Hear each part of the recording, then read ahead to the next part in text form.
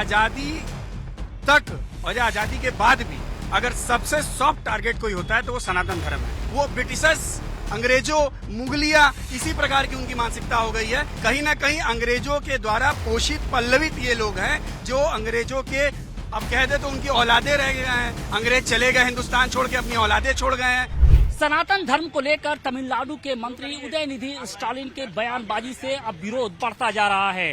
फिलहाल इस वक्त वाराणसी में हम मौजूद हैं और अब इस वक्त जो वाराणसी में सनातन धर्म से जुड़े हुए जो लोग हैं वो अपना गुस्सा जाहिर कर रहे हैं। देखिए, इनके हाथों में उदयनिधि स्टालिन की फोटो है और बाकायदे इसके ऊपर न सिर्फ कालिक पोती जा रही है बल्कि इनको जूतों से भी मारा जाए। तो आप समझिए कि किस तरीके से सनातन धर्म से जुड़े हुए जो लोग हैं वो गुस्से में हैं, क्योंकि जिस तरीके से उदयनिधि स्टालिन ने सनातन धर्म को लेकर जो बयान दिया है उससे जो यहाँ के जो लोग हैं, स्थानीय लोग हैं, वो गुस्से से भरे हुए हैं और लोगों का कहना है कि ऐसे लोगों के खिलाफ सख्त से सख्त कार्रवाई होनी चाहिए। क्योंकि जिस तरीके से लगातार चाहे बॉलीवुड हो या फिर जो राजनीतिक हस्तियां हो वो लगातार हिंदुत्व और हिंदुइज्म को है वो टारगेट कर रहे हैं। और अब देखिए जो यहाँ पे जो सनातन धर्म से जुड़े हुए लोग हैं उन्होंने बाकायदे जो हाथों में अपनी तख्तियां ले रखी थी, फोटो ले रखी थी, उसको जला रहे हैं। सवाल इसी बात का है कि आखिर सनातन धर्म के खिलाफ जो इस तरीके से बयानबाजी जारी है उसका सिलसिला कब थमेगा? ऐसे लोगों की मानसिकता क्या है? इस पर बातचीत के लिए देखिए हमारे साथ कुछ अधिवक्तागण भी, हम उनसे भी बात करने की कोशिश करते हैं।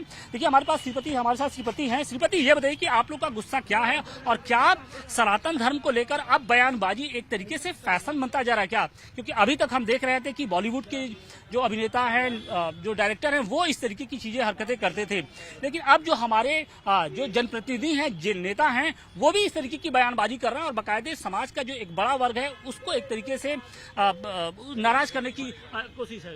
देखिए, हिंदू धर्म, सनातन धर्म सदियों से कुठाराघात झेलते हुए चला आया है और आजादी तक और आजादी के बाद भी अगर सबसे सॉफ्ट टारगेट कोई होता है तो वो सनातन धर्म है।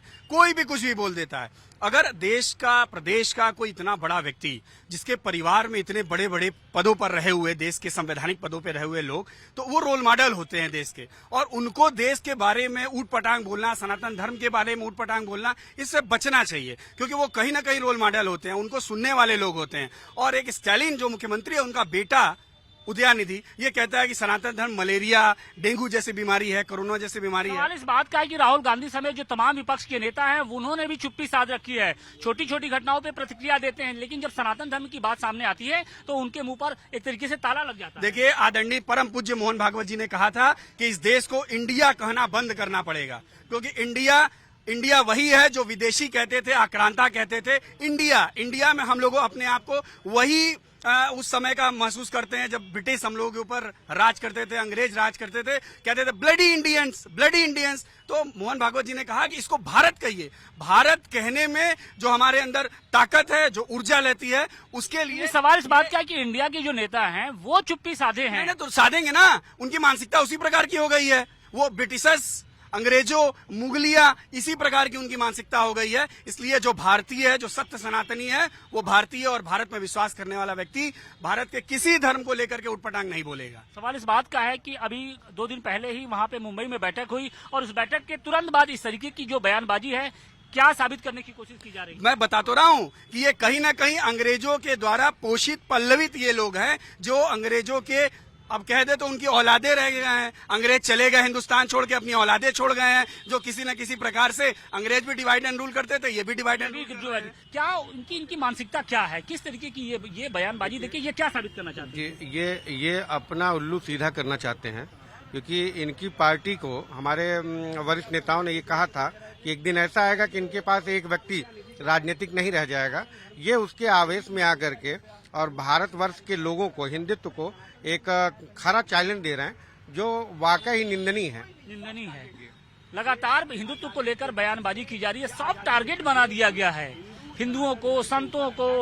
जो रामचरितमानस जैसी जो ग्रंथ है उस पर सवाल उठते हैं, हिंदुत्व को लेकर बातें की जाती है। और सबसे बड़ी बात यह है कि जो हिंदुत्व को लेकर एक तरीके से पुरोधा अपने को बनते हैं, जो जनेऊ की बात करते हैं, वो भी चुप्पी साधे बैठे हैं। देखिए, सनातन धर्म ने शुरू से ही देश को हमारे एक अच्छा मार्ग दिखाया है, पूरे समाज को मार्ग दिखाने का काम किया है। आज जब ये राजनीतिज्ञ, जिनकी राजनीति की पारी बिल्कुल समाप्त होने को है, तब ये सनातन धर्म पे कुठाराघात करके पुनः अपनी पारी को शुरू करने जा रहे हैं। ये लगातार ऐसे ऐसे बयान देते रहेंगे जिससे सनातन धर्म पर चोट पहुंचे, लोगों की आस्था पर चोट पहुंचे और इन्हें प्रसिद्धि मिले। और ऐसे नल्लों के लिए मेरा सिर्फ यही कहना है कि ये रोग के रोगाणुओं की तरह, कीटाणुओं की तरह है और इनका सफाया किया जाना अत्यंत ही आवश्यक है, जो कि सनातन धर्म का प्रयोग करके खुद को प्रसिद्ध करने का प्रयास कर रहे हैं। देखिए, ये कोई पहला मामला नहीं है जब सनातन धर्म को लेकर इस तरीके से टारगेट किया गया है। इसके पहले हमने देखा है कि रामचरितमानस जैसी जो हिंदुओं की जो सबसे प्रमुख ग्रंथ है, जो आस्था का प्रतीक माना जाता है, उसको लेकर भी कभी जो उत्तर प्रदेश के पूर्व मंत्री थे, उन्होंने स्वामी प्रसाद मौर्य, उन्होंने बयान दिया था। इसके साथ ही चाहे राहुल गांधी हो या फिर दिग्विजय सिंह, वो लगातार हिंदुत्व पर भी टारगेट करते रहे। तो ऐसे में सवाल इस बात का है कि तमिलनाडु के जो मंत्री हैं उदयनिधि स्टालिन, क्या उनके इस बयान के पीछे विपक्ष की कोई सोची समझी रणनीति तो नहीं है?